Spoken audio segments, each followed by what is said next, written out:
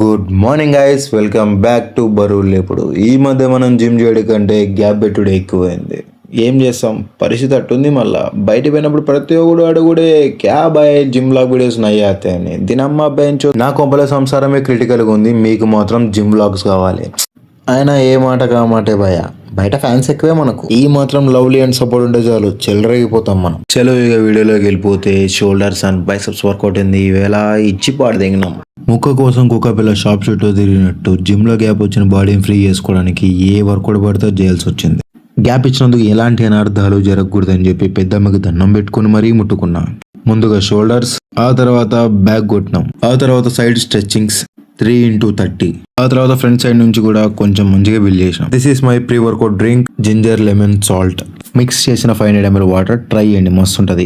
ఇక bench press లో 3x30 కొట్టేసినాం. దీని సామాన్లు దీనికి వేసేసి సింగిల్ హ్యాండ్ డంబుల్స్ ట్రై చేసినాం.